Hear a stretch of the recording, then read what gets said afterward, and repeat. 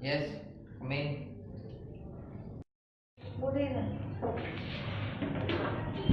Good morning, sir. Shamila, I would like to meet all our board members regarding our New York project. Okay? Okay, sir, I will inform the board members about the meeting, sir.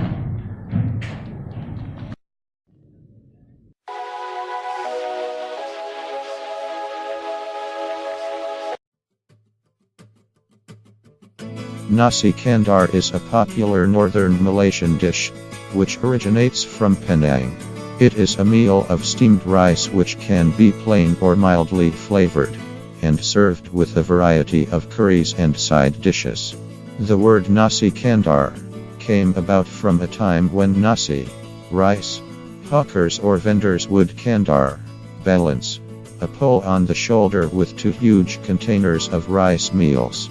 The name has remained, and today the word Nasi Kandar is seen on most Tamil Muslim or Malaysian Mamak restaurants, and Indian Muslim stall meals line clear is open 24 hours a day. The best time to enjoy it, away from the crowds, is during the late afternoon, when the stall is clear of lines.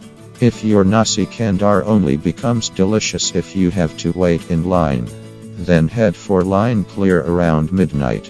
That's when you can join the Penang night owls queuing for the Nasi Kandar.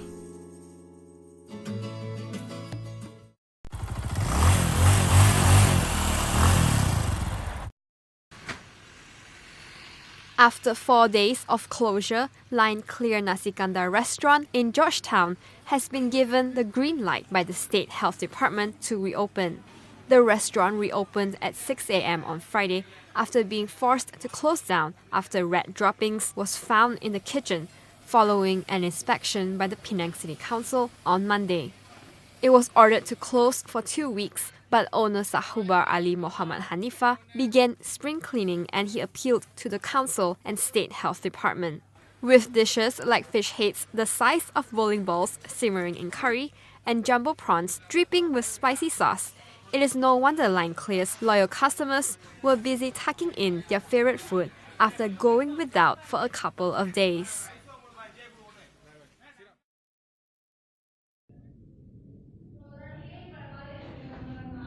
Good morning, ladies and gentlemen. I'm glad to welcome all the board members to the discussion regarding our New York project today. So, thank you for all presenting today. So, is it anyone absent today? No, sir, everyone is present, sir. Okay, that's great. So, let's get started. Today we are to discuss the main point about our business development to the international level. I would like to expose our business to New York City. The reason I would like to distribute to the city because my first inspiration is the city, the environment that makes my mind very peaceful, which we could bring our business improve in more profit. Therefore, I would like to give each and everyone a responsibility to collect all data or information regarding our project, which I want you guys to provide all the information on our second meeting next week. Okay, are you agree? Okay, thank you for the cooperation. That's for today. So I will update when it's the next meeting. So my assistant will update you and let you know as soon as possible. Thank you. Thank you, sir. Have a nice day, sir. Okay, sure.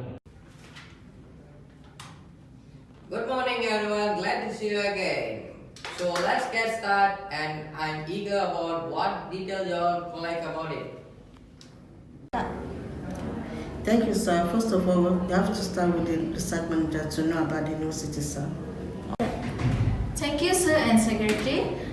Good morning, everyone.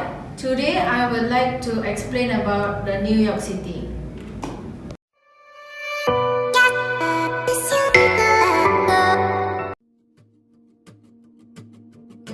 Population: New York State is the fourth largest state in the United States of America in 2019 based on our latest projections. With a population of 19.88 million, Florida recently became the third most populous state, passing New York in 2014 and pushing the Empire State to fourth in the United States. The recent official estimates from July 2015 put New York's population at 19,795,791. This estimate represents a 2.1% increase since 2010. New York State has an overall population density of 421 people per square mile, with an area of 47,126 square miles. With such a diverse population, New York State also has a large number of religions that are practiced within it. 70% of its inhabitants are Christians, including 39% Roman Catholic, 7% Baptist, 6% Methodist and 2% Pentecostal amongst the dominant believers. Other major religions include Judaism 9%, Islamic 6%, and Buddhism 1%, while 17% of New York's inhabitants have no set religious ideologies to follow.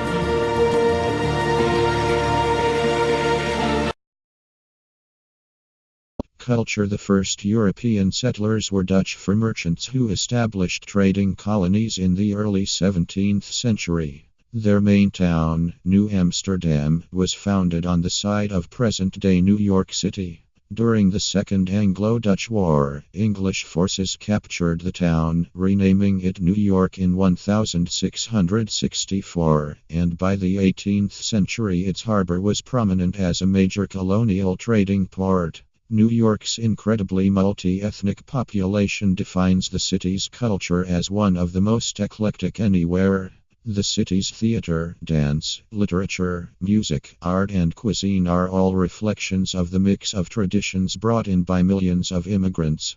At the turn of the last millennium, 36% of New York's population was foreign-born, although no single ethnicity dominates and most are honored by official holidays denoting important milestones in their heritage. Indian, Russian, Irish, Italian, Asian and Latin American districts exist, and the famous New York City parades celebrate the vast diversity. Respect that there will be lines, don't intentionally steal someone's cab, avoid mentioning 9/11, and respect personal space and you'll fit right. New York City is known for its fast-paced, around-the-clock lifestyle, which may be overwhelming for newcomers.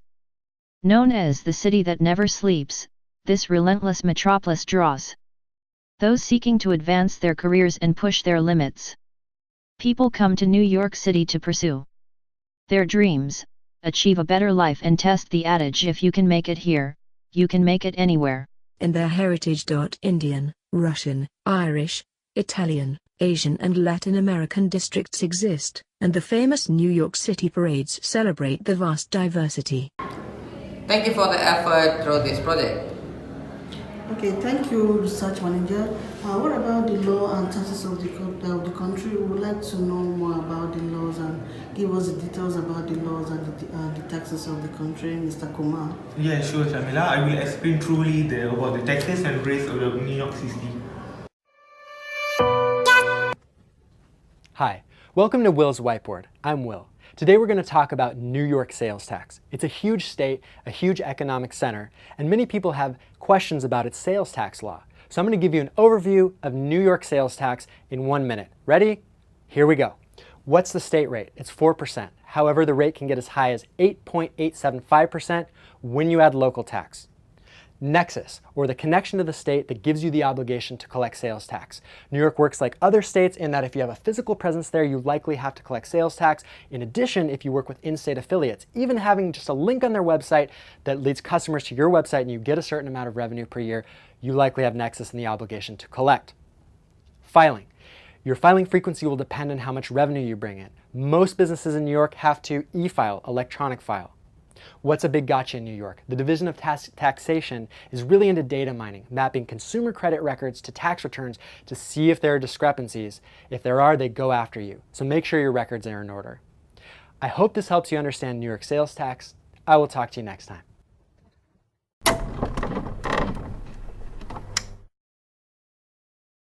Decisions of the New York Court of Appeals are binding authority on all other courts, and persuasive authority for itself in later cases.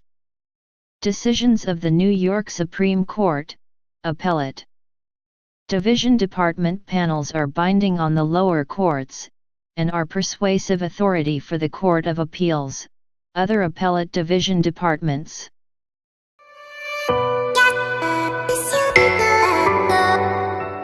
Restaurants and other establishments that serve food can get licenses from the city. All establishments that serve food must have a food establishment permit. Food establishments that have a frozen dessert machine must also have a frozen dessert manufacturer permit. Thank you to the research manager and also the lawyer to collect the details very well and explain me more details. Based on your information, all I have set up running our business New York City because we can earn more profit. So what kind of strategy is suitable to start the business, Mr. Marketing Manager? Can you explain me more details? Thank you, sir. Okay, folks. Now I'm going to propose and explain regarding to the marketing strategy. The advent of the internet has made goods and services from around the world available at the click of a mouse. Companies are expanding rapidly into new territories and countries. More and more, you're seeing products and the marketing of those products shift to an international focus. But how do you enter a new culture and promote your goods and services effectively for a new market? As a conclusion, we could use transnational strategy to solve this issue based on their culture and consumer behavior in New York City. Transnational strategy takes advantage of the new smallness of the world, by allowing brands and companies to expand their global footprint in the selling of their goods and services, while taking into account cultural and societal differences that shape consumers in their native environment. That is to say, for example, that a food manufacturer based in Malaysia may want to expand their presence into New York City, but must consider the appropriateness of the product in that environment, including how to market it based on that specific culture and those customers' behaviors. Okay, everything is good. I am happy with your information that all you are given to me. But I'm not fulfilled because I want to know what are the risks that we're going to face in future and also about how we're going to face it. Yes, I have a suggestion, sir. Yes.